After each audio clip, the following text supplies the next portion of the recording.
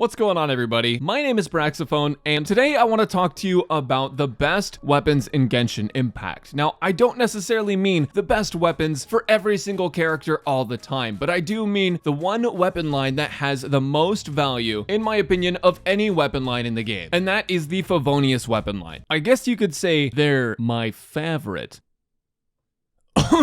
Now, your first impressions of this video may be that it's just a bunch of baloney, and I understand why you might think that. After all, Favonius weapons are never super high up on the list of best weapons for characters. Usually, if you're looking at the best weapons for characters, Favonius will be somewhere in the middle as a weapon to use if you don't have other alternatives. But things have sort of changed since Genshin Impact's release. Just like how we all thought Bennett was trash at the beginning of the game, he's now an insanely powerful character that enables almost every single team comp in the game to be able to clear content, and the same thing applies to weapons. Our viewpoints as Genshin players have changed since we started playing the game. Now we're realizing that energy is very, very important, and it's finally getting to the point where we recognize that it's more important to have a character's burst rather than have your bursts up half the time but with slightly more damage. Now, it may not actually be news to you at all. You may have been using Favonius weapons forever, but today I still want to go over exactly how energy works and why Favonius weapons, in my opinion, are the most broken set in the game.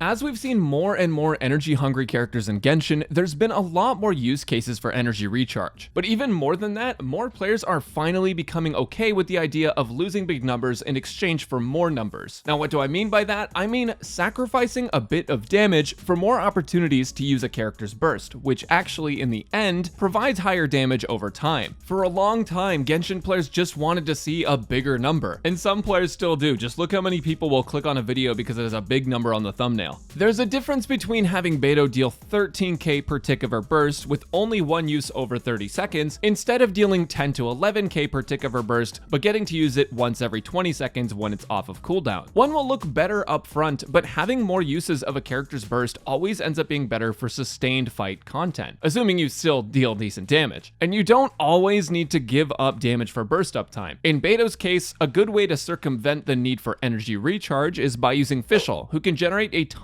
of electroparticles, and as a result, Beto doesn't need as much energy recharge on her artifacts. But there are some characters that don't have that same luxury without damaging the integrity of a team composition. Luckily, with Favonius weapons and with certain supports not needing to deal massive damage, the energy game is a lot easier to navigate. So let me explain exactly how energy works and why Favonius is so good. With someone like Xingqiu, who has an 80 cost burst, he needs to collect a total of 80 energy to be able to use it, and that's actually a lot of energy. But over time, just in the fight and picking up particles, eventually you'll get that threshold full and you'll be able to use his burst. When a character gains energy though, it gets a little bit more complicated. Lots of things affect how much energy you gain: the amount of characters you have in your party, the color of the particle, who you have on field, it's all variable. But if we look at the math for how particles affect energy in a character's bank, depending on the various scenarios, it's easy to tell why Favonius is so good. Without energy recharge being taken into account, an elemental particle going into the same element character on field will give that character 3 energy. For example, a blue or hydro particle going into an on-field Xingqiu will give Xingqiu 3 energy. If you're sitting at 200% energy recharge though, Xingqiu will get 6 energy instead. You just take 200% of the 3 energy from that particle and it becomes 6. That's why players say to use Sacrificial Sword on Xingqiu, because if you happen to have 200% energy recharge on Xingqiu with Sacrificial, which lets you use his skill twice in a row, he'll generate a total of 10 hydro particles, 5 for each skill use, which translates to an immediate 60 energy in quick succession. And that's not accounting for particles coming from enemies as you defeat them or other characters. That's why for Xingqiu, using Sacrificial is insanely good, because it almost fills his energy gauge completely while also still dishing out pretty solid damage. Though you could dish out better damage with something like Jade Cutter on Xingqiu, Sacrificial Sword just makes him a lot easier to play and helps him get his burst up faster. However, for an on-field characters of different elements in the particle, each particle will only give 1 energy at 100 energy recharge. So the 5 particles that Xingqiu can generate would give a non-hydro character 5 energy, which is much less than Xingqiu would get. Enter Favonius weapons, which generate a special type of energy particle. Favonius generates 3 non-elemental particles. The cool thing about about non-elemental particles is that they give 2 energy each for on-field characters, regardless of that character's element. For characters that can activate its effect, you're able to battery any other character on your team if you switch characters just because the element of those particles doesn't matter. The characters that are off-field will get less energy per particle, but because the particles don't have an element, if you switch off your Favonius character into a new one, they'll gain the full 2 energy per particle instead. And this is before energy recharge. After you add in energy recharge, if you had a character with 150% ER, that character would get 9 energy to their bank rather than just the regular 6. And for reference, here are the values of energy particles and orbs based on how many characters are in your party and who picks up each particle. As you can see, depending on how many characters you have in your party, characters will receive more or less energy. But anyways, you might be wondering, okay Brax, these weapons generate energy, but why are they broken?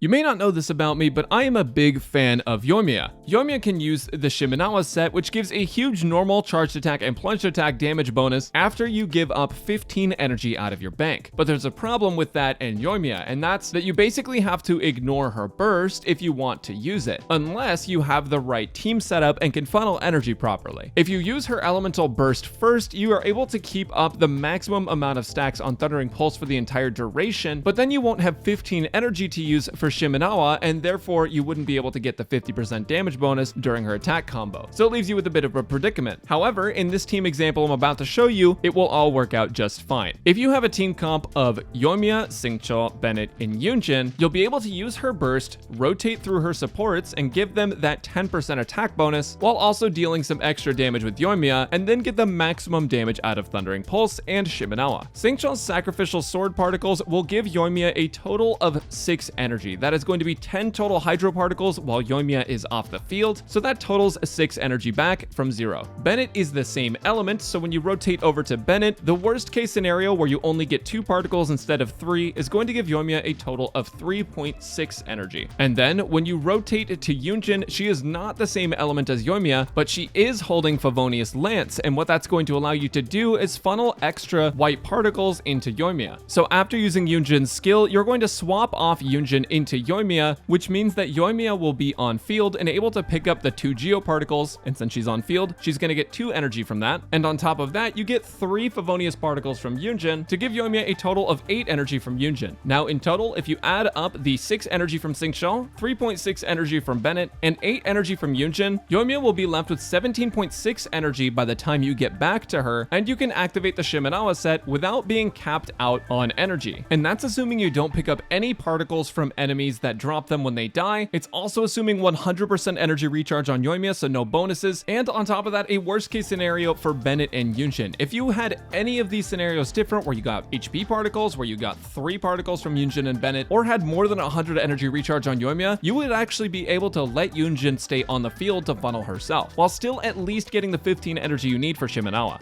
If that didn't help, it might help to think about it this way instead. If you use Favonius weapons on a character, they will deal less damage than other builds most of the time. However, if you put a Favonius weapon on a character that doesn't scale on attack, or doesn't deal a lot of damage anyways, you're effectively creating your own battery in your team. You can always throw Raiden or Fischl in a team to generate more energy, or run another same element character to get extra particles, but by using a Favonius weapon, you don't need to take up a whole character slot just to help with another character's burst uptime. On characters that already don't deal much damage like Goro or Yunjin, or characters that have non-attack scalings for their best build like Yelan or Kazuha, Favonius weapons are effectively helping battery either the character holding it or a different character on your team with a minimal damage loss. A weapon that can completely alter a team composition to improve it is a powerful one, and in my opinion, pretty broken. Now don't be deceived, there are downsides to Favonius weapons too. To activate the ability, you need to land a crit, which means on some characters you may need a bit of crit rate substats if you want to get a lot of value out of Favonius. But under conditions like Goro's, where he doesn't need any specific stat but energy recharge, you can afford to run a crit rate circlet on him in a worst case scenario. Or in a situation like Yelan's, where she's meant to be a damage dealer anyways, you'll want to build her with crit rate as well. It can seem bad on paper, but generally speaking, with the right artifact setup, the crit rate needs aren't actually too bad for Favonius. On top of that though, one other balancing factor for Favonius weapons is that they can't have their effect activated off field. Your character needs to crit while on the field to get the particles. It's not that big of a deal because you switch through your characters regularly anyways, but Favonius weapons aren't as perfect as they could be. With that being said though, a weapon that generates particles that can battery any character effectively is pretty broken in concept, and it's a shame that a lot of players don't see the value in them because they want to see big numbers over consistent damage. But more players are definitely beginning to understand why Favonius weapons are so strong, and because of that, we're slowly but surely developing new team compositions that don't rely on forcing double of the same element to get bursts up. Sacrificial weapons are good too, but because the particles are restricted to the element of the character that's casting, and because some skills take a while to deal damage and give the skill reset, that line of weapons can be worse than Favonius in some cases. Imagine if there was a sacrificial polearm though that let you throw out 2 Guobas. That would be insane. Overall though, Favonius weapons are universally good batteries, and under the right circumstances can elevate your team to the next level. Before I go though, make sure not to just use Favonius weapons everywhere with everyone. It's okay to neglect a bit of damage for uptime, but there are some characters who don't need you to make use of Favonius weapons as much, and if you use them on the wrong characters, you can hurt your team's damage pretty unnecessarily. For now, safe characters to use Favonius weapons on are Yelan, Diona,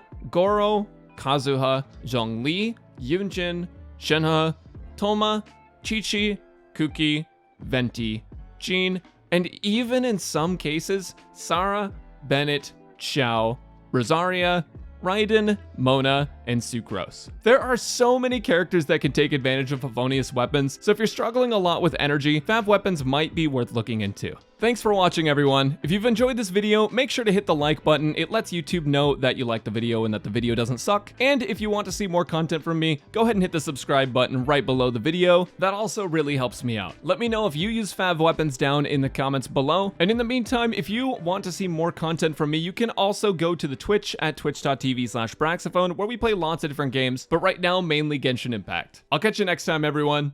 Peace!